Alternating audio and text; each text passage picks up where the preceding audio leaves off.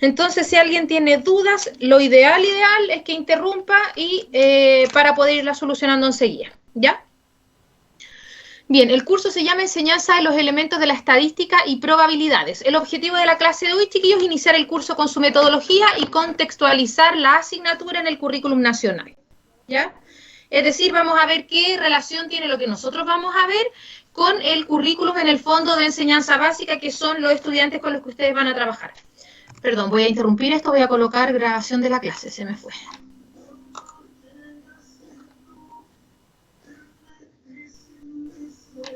Ahí está, ya, bien. Entonces,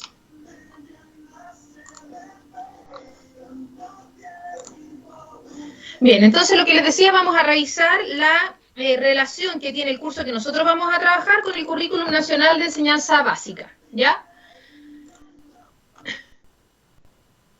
Las unidades, tiene 3 unidades este módulo, chiquillos, esta actividad curricular son currículum, datos y probabilidades, ¿ya? Estadística, probabilidad y aprendizaje, y la última, instrumentos de evaluación, ¿ya? Los alumnos utilizarán durante las clases y las evaluaciones calculadora, regla y transportador, ¿ya? Para que lo tenga considerado. Las evaluaciones, acá tenemos fecha para las evaluaciones, consideremos que estas fechas son más o menos tentativas, deberían respetarse, ¿ya? Sin embargo, al igual que el semestre anterior, vamos a tener algunas semanas receso, por lo tanto ahí tendríamos que irnos ajustando en el caso de que justo coincidieran con las semanas que tenemos las evaluaciones, ¿ya? Pero como pueden ver, son 6 evaluaciones, 3 talleres y 3 pruebas. Los talleres son de forma grupal, las pruebas son de forma individual. Bien. Los talleres que vamos a realizar durante las clases, dice, se realizarán talleres de reflexión. Estos serán evaluados según una rúbrica disponible en el sistema, ¿ya? Yo entiendo que hoy día no todos tienen sistema, por lo tanto los archivos los vamos a subir al chat. Y de todas formas yo los voy a dejar respaldados en UCM virtual para que después porque hay alumnos que tienen ya acceso y para los que no, para cuando puedan acceder a la plataforma van a estar ahí, disponibles, ¿ya? Durante las clases se entregarán actividades para desarrollar y aplicar lo trabajado. Las actividades se desarrollan en grupos de 4 o 5 estudiantes, ¿ya? Las actividades deben ser enviadas al correo que ahí aparece y el promedio de las actividades anteriores a cada evaluación corresponde a los talleres antes mencionados. El primer taller corresponde a la sumatoria de estos talleres, ¿ya? Estos talleres que vamos a ir entregando clase a clase, el promedio de esos talleres corresponde a la nota de primer taller que fue la que mostramos en la lámina anterior, ¿ya? Lo vamos a explicar con detalle al final de la clase. Bien, y ahora comenzamos a revisar un poco, chiquillos, la estadística o el eje de datos y azar presente en el currículum nacional, ¿ya? Partimos por los diferentes niveles porque la idea es ver todo lo que nosotros necesitamos como profesores de general básica, que nos puede tocar hacer clases de matemática, ¿ya? Porque yo entiendo que ustedes son un curso común que todavía no han escogido la especialidad.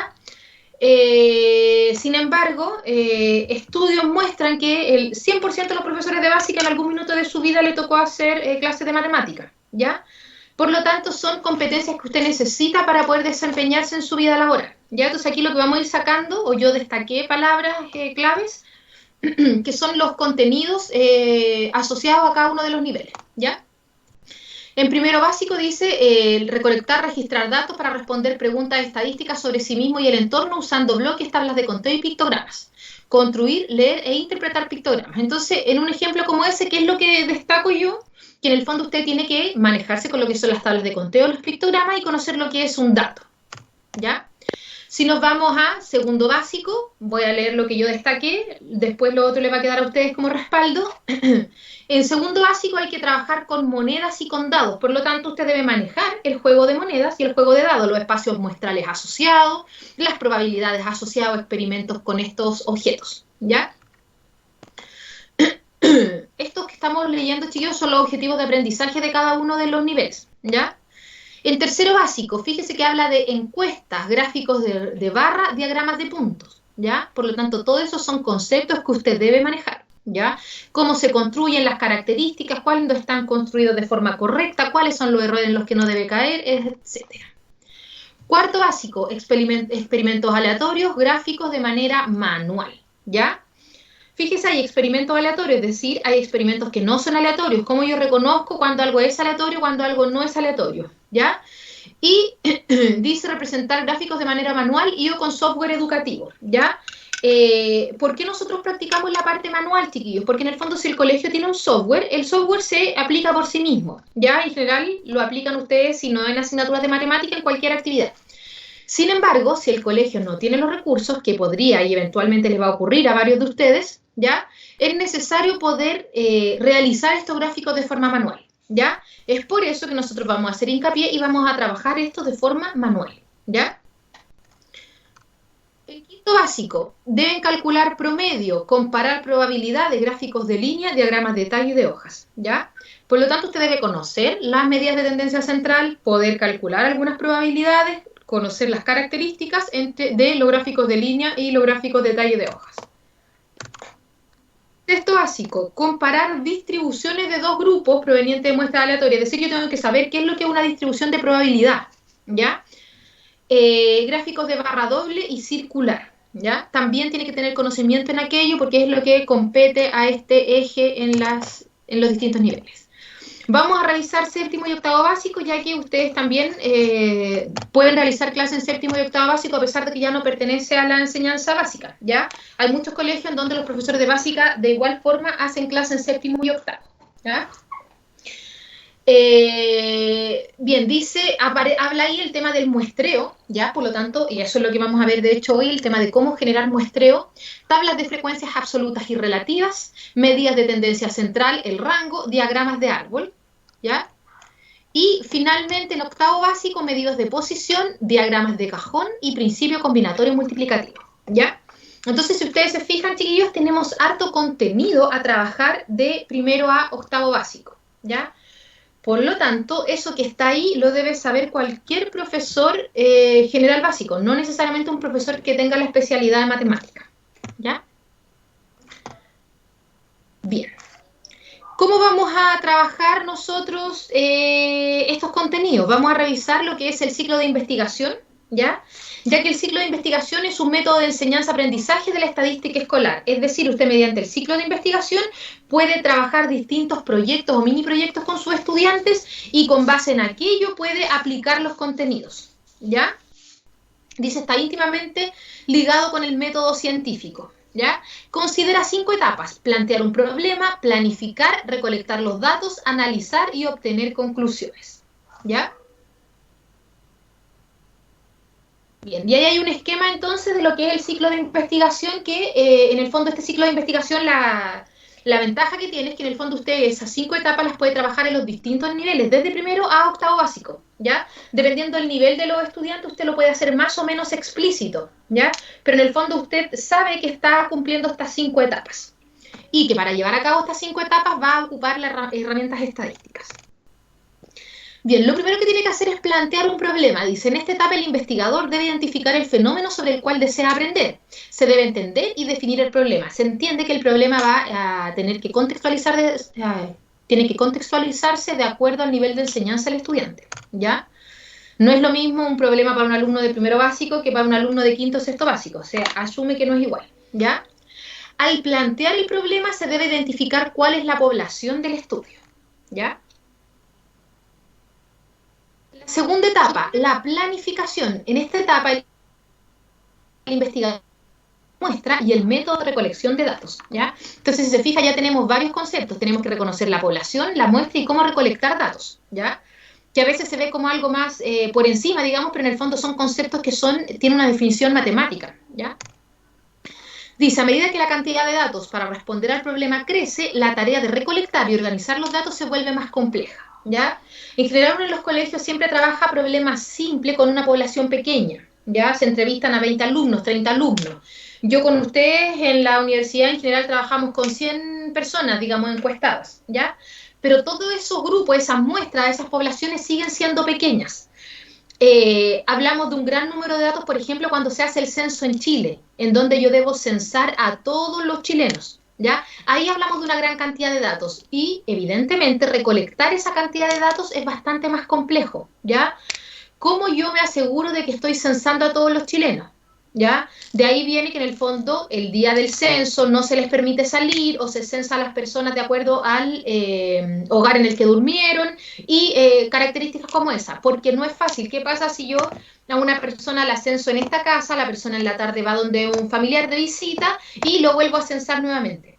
¿Ya? Ese tipo de cosas se quiere evitar, ¿ya? ¿Cómo hacerlo? No es fácil en la medida de que los datos crecen, porque se pierde el control sobre los datos y de cómo se obtienen. Bien, recolectar los datos, dice. En esta etapa, el investigador debe adquirir y registrar los datos obtenidos de la muestra seleccionada, mediante la observación, la medición, la experimentación, entrevistas, entre otros, ¿ya? Entonces, ¿cómo sus alumnos van a recolectar los datos? Evidentemente va a depender del nivel de enseñanza, ¿ya? Una entrevista podría ser en un curso más grande, por ejemplo. La experimentación quizás con los niños más chicos, etcétera, ¿ya?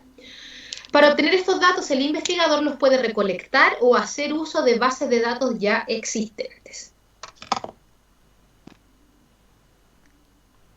Análisis, ¿ya? En esta etapa el investigador debe organizar, clasificar y ordenar los datos para encontrar patrones y irregularidades, ¿ya? Es decir, aquí nosotros vamos a aprender distintas formas de organizar, clasificar los datos, ¿ya?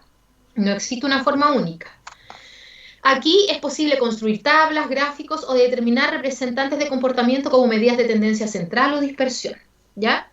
Entonces nosotros vamos a ver todo ese contenido, después obviamente usted lo va contextualizando de acuerdo al curso y lo que esté trabajando con sus estudiantes.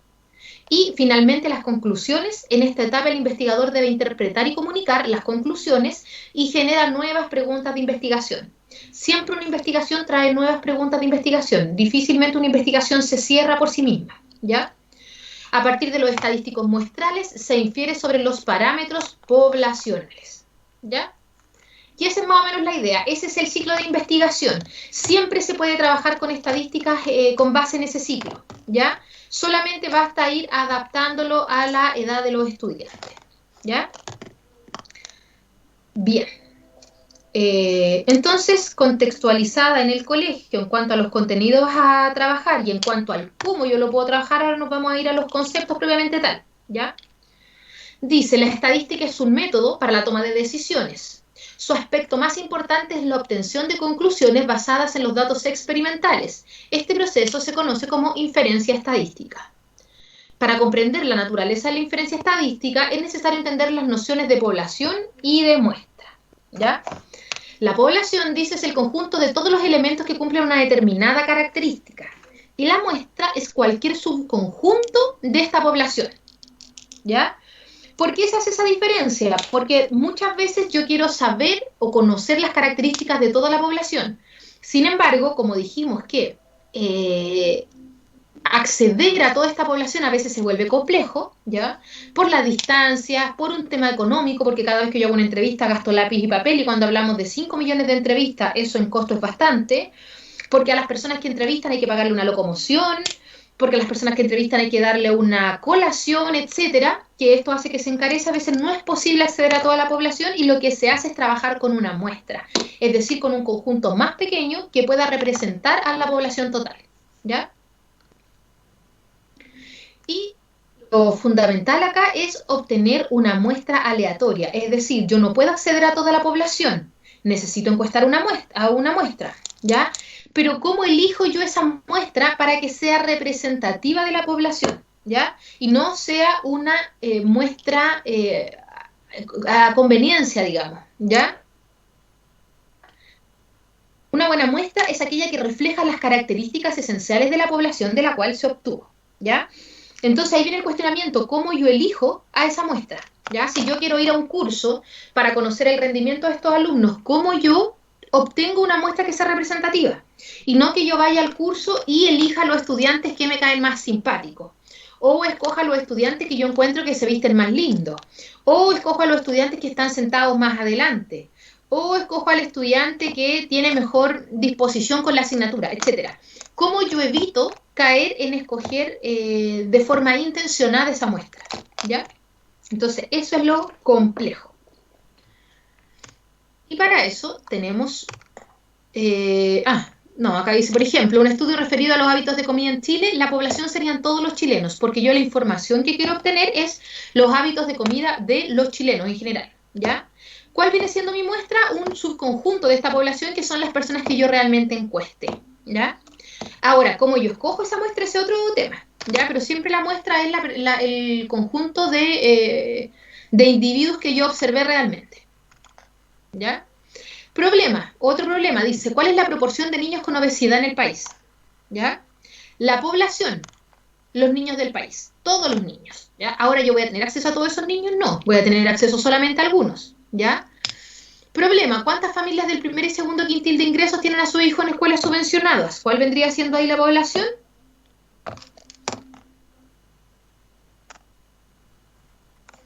Las familias del primer y segundo quintil de ingresos. Ya sobre ese grupo de individuos yo voy a hacer mi estudio. ¿Ya? Ahora, ¿voy a encuestar a todas las familias del primer y segundo quintil? Lo más probable es que no. ¿Ya? Y ahí viene el tema, ¿cómo sacamos una muestra para que realmente sea representativa? ¿Y por qué quiero que sea representativa? Para que las conclusiones que yo obtenga sean viables, sean reales. ¿Ya?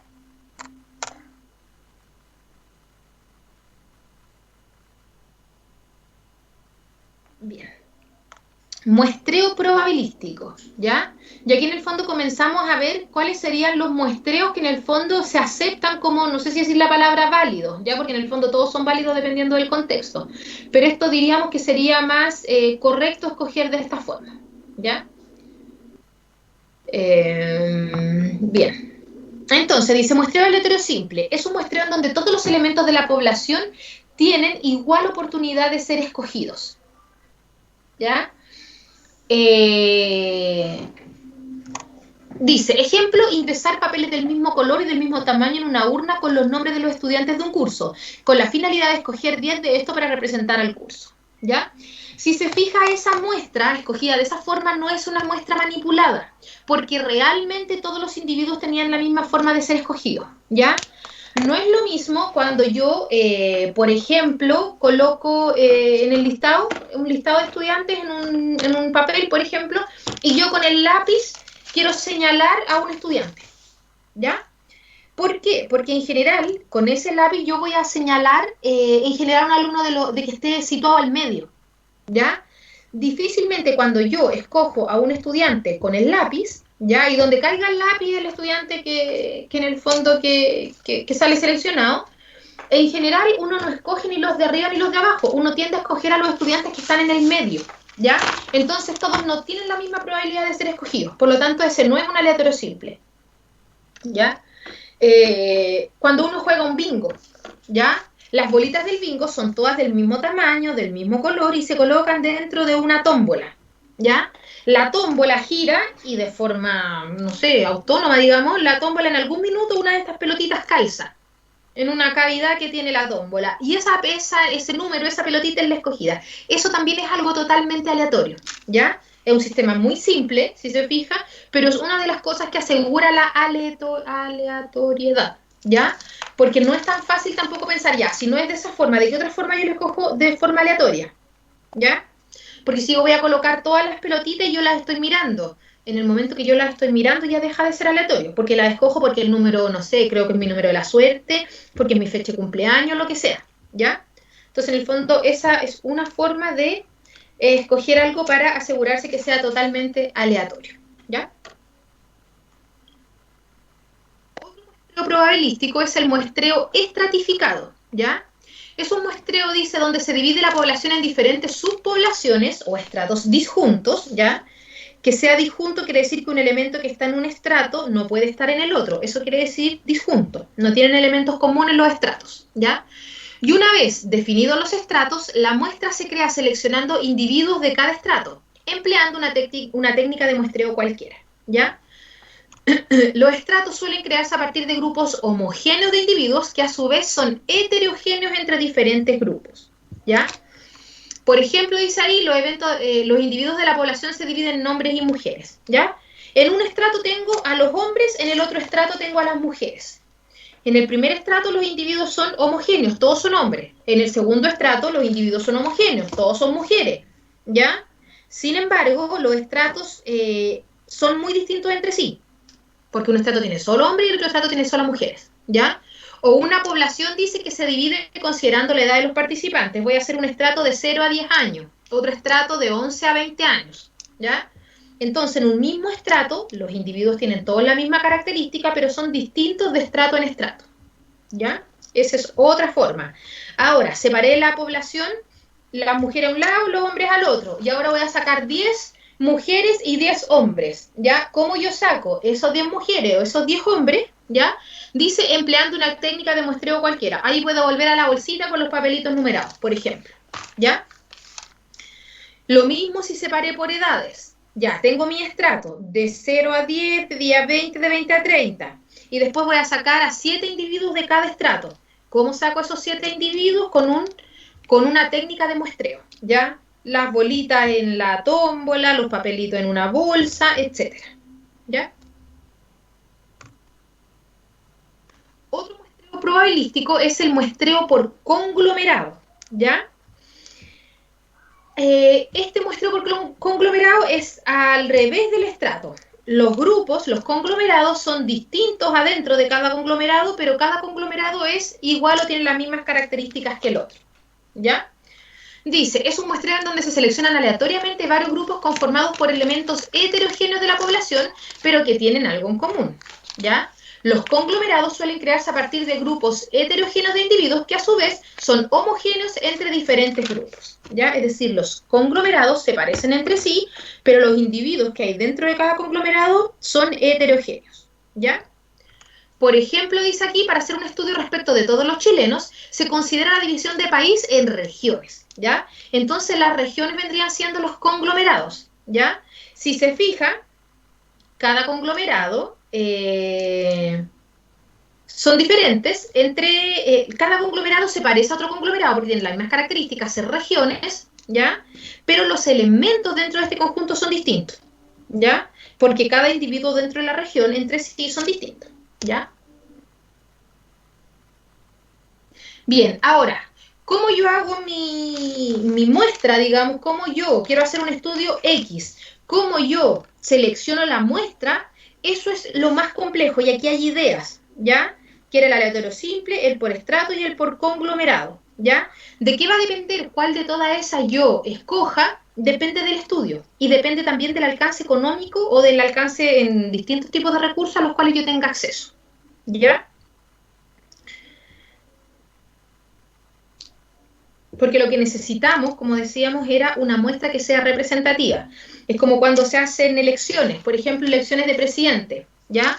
Hay encuestas, empresas que se dedican a hacer encuestas y que ellos dicen, nosotros predecimos que el candidato que va a ganar es el candidato X. ¿Cómo obtuvo esa información esa empresa? ¿A quién encuestó? ¿Ya? No es fácil, ¿ya? Más aún considerando que hoy día no es obligación la votación, ¿ya? No es obligatorio ir a votar. Por lo tanto, ¿qué pasa si yo me paro en una esquina y a todo el mundo le pregunto por quién votaría usted?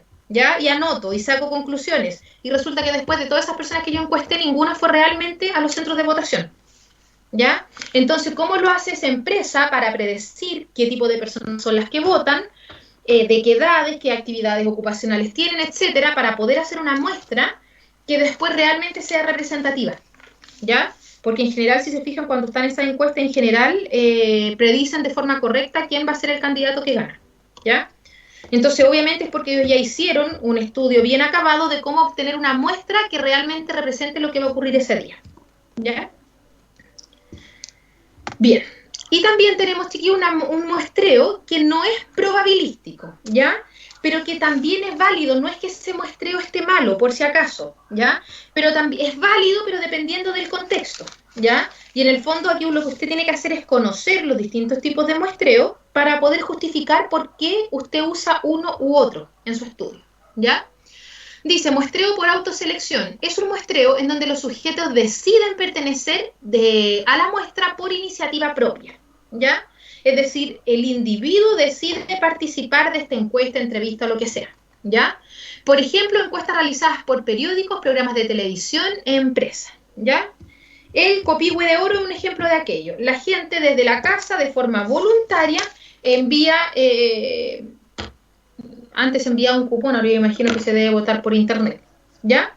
Entonces, las personas deciden participar, ¿ya? Nadie lo llama para preguntar, sino que en el fondo es un llamado público y las personas que les interesa de forma autónoma deciden participar y envían su voto, ¿ya? Pero nadie los escoge. El llamado a votación es para todos, ¿ya? Entonces ahí hay un ejemplo de autoselección. Responder una encuesta en un supermercado, de repente también yo opto por responder, ¿ya? Muestreo por conveniencia. Es un muestreo en donde los sujetos se escogen por conveniencia de quien realiza el estudio, ¿ya? Es decir, yo voy a hacer un estudio, yo escojo entrevistar a el individuo 1, el individuo 2 y el individuo 3. Lo escojo a conveniencia mía, ¿ya? Ahora, ¿es válido este muestreo? Sí, porque todo tiene que ver, depende del estudio que yo quiera realizar, ¿ya? Ejemplo, dice encuesta realizada a transeúnte en cierto lugar de la ciudad, ¿ya? ¿Por qué es por conveniencia? Porque a mí me acomoda. Yo me voy a ir a hacer una encuesta en la plaza y me acomoda porque me queda cerca de la universidad, me queda cerca del trabajo, pasa bastante gente, por lo tanto, si tengo que encuestar a 100 personas voy a terminar pronto, ¿ya? Por todas esas cosas me conviene, ¿ya? Ahora, ¿me sirve, no me sirve? Eso depende del estudio. Por ejemplo, yo tengo una empresa, no sé, tengo una cafetería y quiero ampliar la oferta de productos que ofrezco para el desayuno, ¿ya? Pero no sé si ofrecer kuchen o ofrecer empanadas, por ejemplo. Entonces yo por conveniencia voy a llamar a mis clientes frecuentes, ¿ya? Y no está malo, porque en el fondo yo a quien quiero hacer llegar mi producto nuevo, a los clientes que siempre compran en mi cafetería, porque ellos son los que pagan su desayuno, digamos, son los que en el fondo han levantado el negocio. Por lo tanto, yo necesito conocer la opinión de ellos. Entonces, a conveniencia, yo voy a escoger a los clientes que más van a la cafetería, ¿ya? ¿Y está mal? No, porque en el fondo quizás ¿qué es lo que me diría un estudio, un muestreo probabilístico? Tendría que colocar pelotitas con los nombres, un papelito con los nombres dentro de una urna, cosas como esas. Pero a mí quizás realmente no me sirve las personas que no pasan a la cafetería, ¿ya? Porque a lo mejor, no sé, si es una cafetería, pensemos en la universidad, quizás no todos los estudiantes van a mi cafetería, quizás no todos los estudiantes consumen los productos, ¿ya? Así que no es que uno esté malo y el otro esté bueno, sino que en el fondo tiene que ver con el contexto y para qué quiero yo el estudio, ¿ya? Bien, ya. Y eso sería, si se fija, por hoy en cuanto a contenidos. ¿Dudas, jóvenes, antes de pasar a explicar el taller?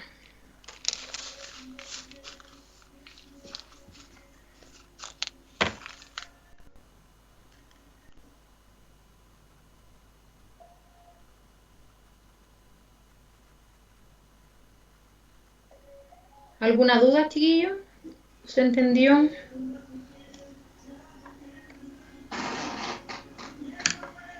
Profesora, Cuénteme. no es una duda, le quería pedir si por favor tal vez podría como hablar un poquitito más despacio, que igual me cuesta agarrarle la idea. Por favor, Sí, perdón, ese es un defecto mío. gracias. Voy a tratar, no le prometo nada, pero voy a tratar. Perdón. Ya, sí, me cuesta a mi chiquillo eso. En general yo hablo bastante rápido, ¿ya? Entonces, en ese sentido, eh, cuando usted sienta que voy hablando muy rápido, que me vaya diciendo en el minuto también, ¿ya? Porque realmente como que uno agarra vuelo y ya al final ya se perdió la idea, ¿ya? Porfa. Bien, voy a pasar a explicarles, chiquillos, el taller, en qué consiste. Son en grupos de 4 a 5 personas, ¿ya? Bien, dice, en grupos de trabajo de 4 o 5 estudiantes, considerando la siguiente población. La población viene siendo esos cuadritos que están ahí, ¿ya? Piense que cada cuadrito es un individuo, ¿ya? Un individuo tiene, no sé, el color de ojos, o que está ahí el color de piel, una cartera, un zapato, da igual. Hay individuos que tienen una característica y otros que no la tienen, ¿ya? ¿Cómo obtendría usted una muestra representativa? Explique detalladamente su método, ¿ya? Brevemente, chiquillos, por si acaso, ya no es que usted se vaya a dar ahí de hoja explicando eso, no. ¿Cómo usted lo haría para obtener un grupito más pequeño, ya, que sea representativo de esa población que se ve ahí? Segunda parte dice, elegir uno de los siguientes problemas. A. Se desea saber qué tan saludables son las personas de la comunidad educativa en un colegio de la comuna. B. Se desea determinar la calidad de la educación en establecimientos subvencionados de una ciudad. C. Se quiere conocer los niveles de pobreza de los habitantes de una comuna. Y D. Se quiere conocer los hábitos de estudio de los alumnos de quinto básico de la comuna. ¿Ya? Usted con su grupo eligen uno de esos cuatro, el que usted quiera, cualquiera. ¿Ya?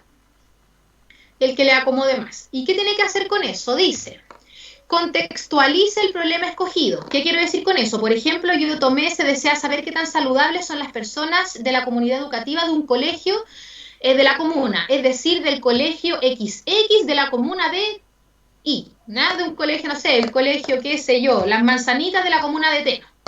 ¿Ya? Es decir, contextualícelo, colóquelo en algo concreto. Se desea determinar la calidad de la educación en establecimientos subvencionados de la ciudad de Curicó, de la ciudad de Talca, de la ciudad de Teno, parece que también es ciudad. ¿Ya? C. Se quiere conocer los niveles de pobreza de los habitantes de la comuna de, y me nombra la comuna. ¿Ya? Se quiere conocer los hábitos de un estudio de los alumnos de quinto básico de la comuna de Curicó, Teno, no sé. ¿Ya? Bien, en ese contexto en el que usted creó, ¿ya? Porque el contexto no se lo di yo le doy la idea del problema, en su contexto usted ahora me va a decir cuál es la población de ese estudio, ¿ya? Determine cómo obtener una muestra que sea representativa de la población y justifique. Ya, nosotros tendríamos una muestra de esta forma, paso 1, paso 2, paso 3, y es representativa ya que, y pone su justificación, ¿ya? Dice, defina detalladamente cómo obtener los datos para el estudio del problema. Ese detalladamente es explícito, ¿ya? Que sea detallado no quiere decir que sea largo, ¿ya? Es de forma explícita. ¿Cómo usted va a obtener los datos? ¿Se va a ir a parar en la plaza y va a encuestar a 100 personas? No, yo voy a llamar por teléfono a 100 personas y los teléfonos los voy a sacar del registro del colegio. No, yo voy a ir a la UTP del colegio y voy a pedir, no tengo idea. Ahí usted me dice cómo lo va a hacer, ¿ya? Obviamente nos vamos a colocar en algunos contextos. Si es que va a la municipalidad, ese registro tiene que existir en alguna parte, pero lo explica, lo explicita de dónde va a sacar los datos, ¿ya? Y lo último dice identificar al menos 3 aspectos a tener en cuenta para evitar dificultades al acceder a las fuentes de información. Identificar al menos 3 aspectos a tener en cuenta para evitar dificultades al acceder a las fuentes de información. ¿Qué quiere decir eso? Por ejemplo, yo quiero hacer un estudio de X cosa en una comuna y voy a ir donde el alcalde a preguntarle los teléfonos. ¿Ese registro existe? ¿Yo puedo acceder al alcalde? ¿Me va a pasar esos datos? ¿Ya? Entonces, en el fondo, si no, yo no puedo ir a pedirse al alcalde, me voy a tener que ir a parar en la plaza para preguntar cómo. ¿Sí? Porque hay información que puede ser confidencial, por lo tanto usted no la va a tener. Entonces ahí es un aspecto a tener en cuenta en la confidencialidad de esa información. ¿Ya? ¿Por qué llegamos a ese tema? Porque en el fondo, como decía ahí, hay datos que en el fondo en sí hacer el estudio estadístico no es complejo. ¿Cómo yo obtengo ese dato? A veces sí es complejo. Es como que usted vaya por las casas preguntando cuánto gana el jefe de hogar. Difícilmente las personas le van a contar cuánto es su sueldo. Es un tema súper delicado. Y que a la gente no le gusta hablar de los sueldos ni cuánto ganan. Entonces, esa sería una dificultad a tener en cuenta. Si yo quiero conocer los índices de pobreza de la ciudad, difícilmente una de mis encuestas puede tener la pregunta ¿cuánto gana? ¿Ya? Sabiendo que esa es una variable importante a considerar. ¿Ya? Si yo considero los sueldos de las personas, me habla mucho del nivel de pobreza que tienen. ¿Ya? Pero difícilmente yo voy a poder acceder a ese dato, por lo confidencial que es. ¿Ya? Bien, ¿el taller se comprende?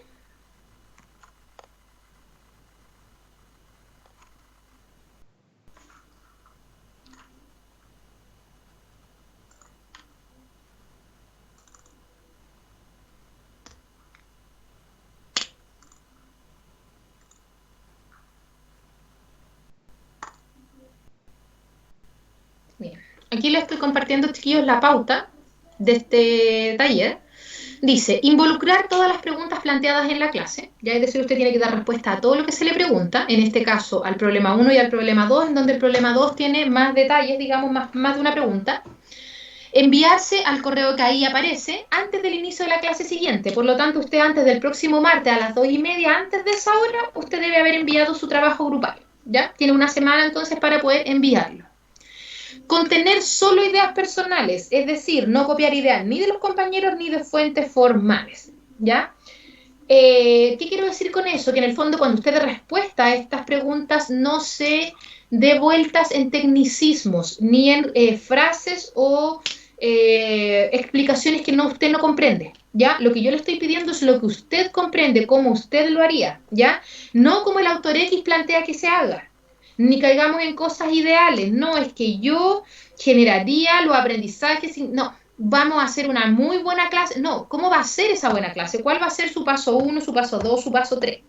¿Ya? Vamos a hacer una encuesta espectacular, ¿cómo la va a hacer? ¿Qué es lo que va a preguntar? ¿De dónde va a sacar los datos concretos? ¿Ya? A eso apunta ese requisito, digamos. El tamaño de la hoja es carta, la letra es Times, número 2, interlínea 1,5. El texto debe ser breve, no puede exceder una página por pregunta, ¿ya? Puede ser menos, si hay preguntas que en este taller o en otro requieren una respuesta de 2, 3 líneas, suficiente, ¿ya? No tiene que extenderse de forma excesiva, ¿ya? Bien, ¿qué es lo que se le pide? Que sus respuestas sean coherentes, es decir, que la información está organizada de forma clara y los párrafos se distribuyan siguiendo un orden lógico, ¿ya? En la cohesión se utilizan correctamente los signos de puntuación y los conectores. Ahí entre la coherencia y la cohesión, chiquillos, tiene que ver con si usted se dividió el trabajo, que no se note que una persona aportó una idea y que otra persona aportó otra idea. Tiene que tener una lógica ese texto, ¿ya? La sintaxis, todas las oraciones del texto son claras, no tienen que haber errores de ortografía, el vocabulario es variado, es decir, no puede repetir una palabra tantas veces por párrafo, y es adecuado al registro del texto, evite los términos muy coloquiales o poco formales, ¿ya? El eje central de su respuesta dice, responda a las preguntas realizadas en cada párrafo sin desviarse de la idea principal, ¿ya? Eso, chiquillos, es clave porque en el fondo apunta a que usted no se dé vuelta, sino que responda a lo que realmente se le está preguntando, ¿ya? Sin tratar de adornar mucho la respuesta, porque no es lo que se solicita, ¿ya? En el fondo yo lo que quiero ver es si usted comprende o cómo usted se lo explicaría a su estudiante, ¿ya? Bien, opinión personal, ya si usted tiene una opinión personal durante todo el texto sin recurrir a tecnicismo ni fuentes externas, ya, lo que les decía en un comienzo, que en el fondo se note que usted comprendió la idea, más allá de que se puede basar en algo que leyó, digamos, que usted también lo puede traducir y lo puede explicar con palabras y con ideas propias, ya, que sea cercano a los estudiantes en el fondo. Narración de la respuesta, responde con lenguaje cercano, personal, expresivo y creatividad, fundamenta con dinamismo su opinión, ¿ya? Y me salté, calidad de las ideas, apoya las ideas centrales con algunos ejemplos, ya esa es una característica fundamental de un profesor, que en el fondo sea capaz de dar ejemplos sobre lo que está hablando, y finalmente la argumentación de la disciplina, sus afirmaciones no tienen errores matemáticos, ¿ya? Como obviamente las preguntas involucran conceptos matemáticos, no deben tener errores desde el punto de vista de la disciplina, ¿ya? Ese es el taller.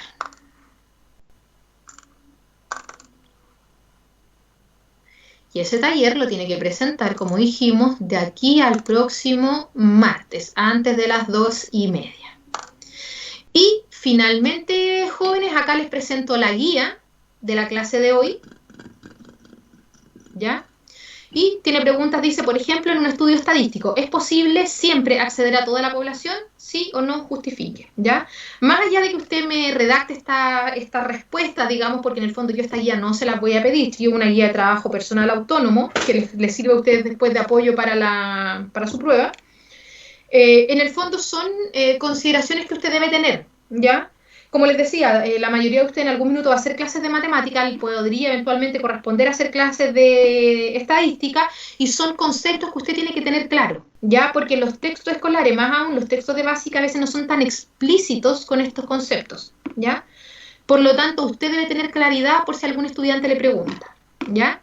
Después dice, identifique 3 situaciones, problemas que se den en un contexto escolar en donde se utilice la estadística. En cada una de ellas, identifique la población y la muestra. Tiene esa población, tiene esas muestras, qué conclusiones se sacan a partir de la muestra 1, a partir de la muestra 2, esas conclusiones son correctas, sí o no, ¿ya? Determine problemas en donde la muestra sea conveniente obtenerla mediante un muestreo aleatorio simple, donde sea conveniente por estratos, donde sea conveniente por conglomerados, ¿ya? Son representativas las conclusiones que se obtienen mediante un muestreo de autoselección, son representativas las conclusiones obtenidas mediante el muestreo por conveniencia, etcétera. Es decir, si se fija, es bastante conceptual la guía, ¿ya? Y después, bueno, el último dice, determine si los siguientes muestreos son o no probabilísticos. ¿Cuál es la idea de esto, chicos? Que usted responda a esta guía, la analice, digamos, vea en qué pregunta usted todavía no sabe la respuesta, ¿ya? Porque en el fondo se supone que usted tuvo clase de estadística en su colegio, ¿ya?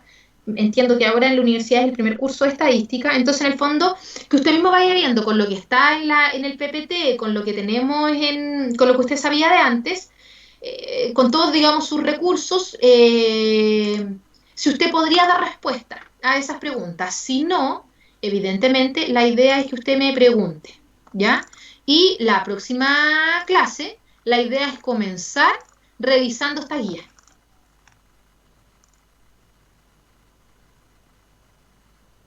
¿Ya? Revisando estas guías con las diferentes, con las dudas que podrían surgir. Bien.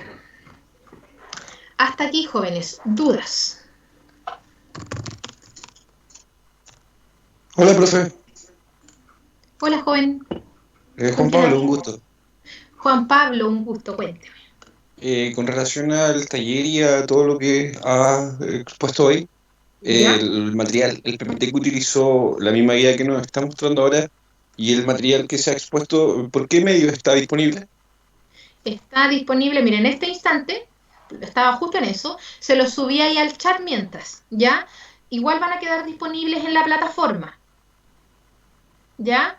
Pero yo sé que no todos tienen acceso aún a la plataforma, por eso no sé si les llegaron dos archivos y ahora estoy tratando de subir el siguiente,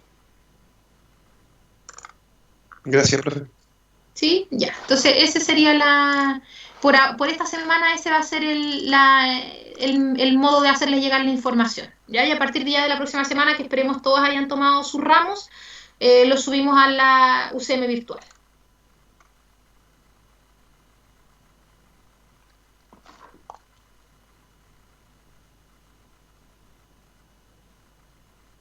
¿Alguna duda más, chiquillo?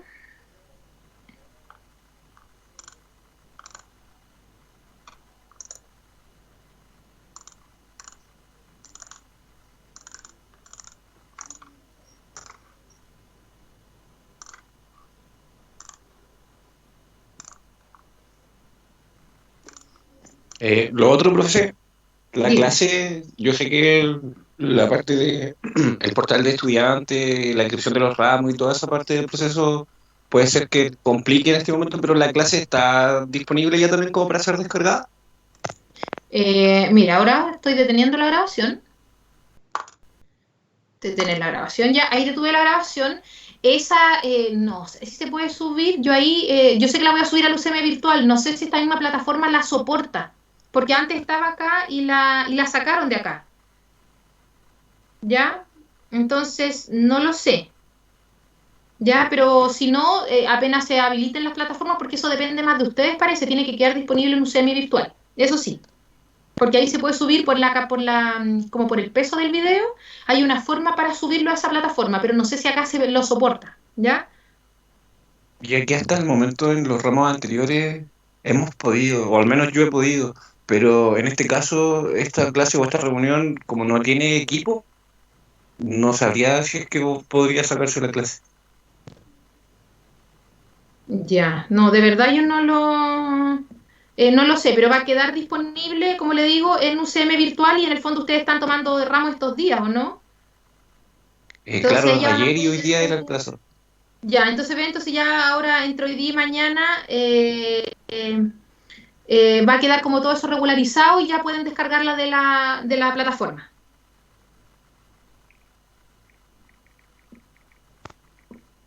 Profesora, Dígame. tengo una duda al respecto de los cuadritos, ¿cómo se resuelven? O sea, ¿se cuentan?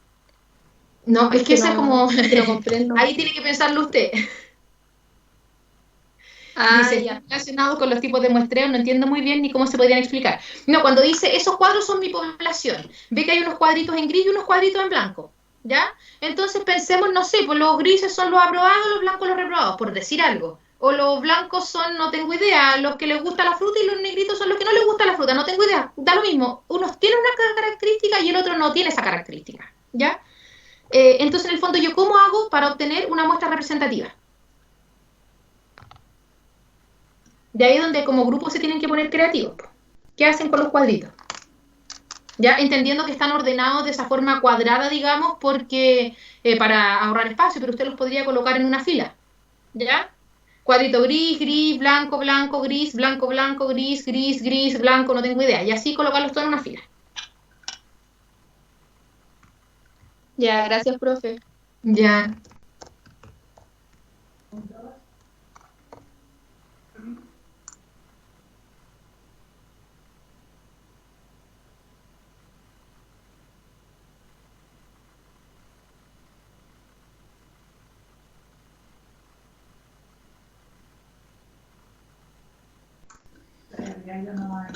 Bien.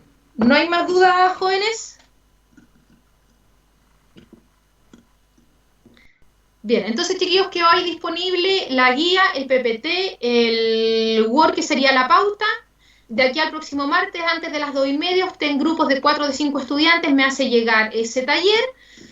El promedio de esos talleres va a ser una parte de del 10% del taller, digamos, antes de la evaluación. Y antes de comenzar, que eso sería jóvenes. Cualquier cosita, cualquier duda que les surja, chiquillos, me pueden escribir y nos comunicamos, ¿ya? Profesora, tengo otra duda. Cuénteme. ¿El sílabus usted lo va a subir a la UCM virtual? Sí. Es que el sílabus todavía...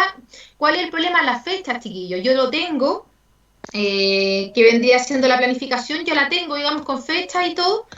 Sí,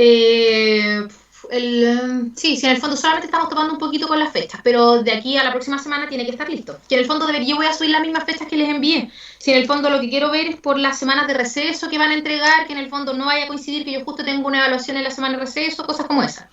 Pero de aquí a la próxima semana esa información está toda ok.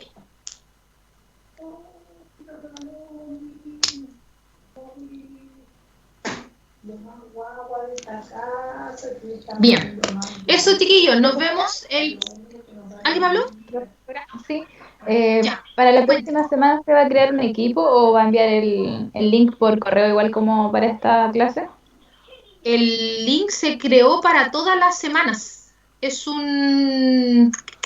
¿Cómo se diría? Como una cita que se repite. Yo la tengo creada para todas las semanas, chiquillos. No sé cómo lo hicieron el semestre anterior en otras asignaturas, pero en el fondo yo creo una cita que se repite toda la semana y no sé si el correo les llega toda la semana o acceden al mismo. De verdad no sé ahí cómo se hace. Y profesora, nosotros usábamos casi siempre un equipo. Teníamos algunos ramos en los cuales no se trabajaba directamente por vía Teams, así como ahora, y trabajábamos como por fuera, apoyándonos en Teams. Y ahí no creamos equipos, pero en la mayoría se tenía equipos.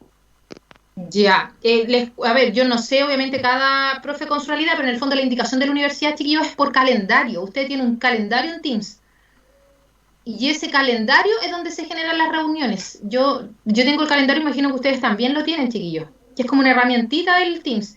Y las clases con estudiantes se nos indicó que debe ser generada por calendario, no por equipo de trabajo. Si usted me dice por qué, tampoco tengo la justificación, no sabría decirle por qué. Pero eso fue la solicitud, no sé si tiene más herramientas, no lo sé. Ya, pero ustedes deberían acceder, porque si yo les cuento mi calendario al menos, todas las semanas, en el martes a esta hora aparece la reunión con ustedes. Entonces, en el calendario de ustedes debería aparecer lo mismo. Y yo voy a mi calendario, pincho, digamos, cuando ya es la hora y me aparece el botón para unirme. Y ahí debería aparecernos a todos lo mismo.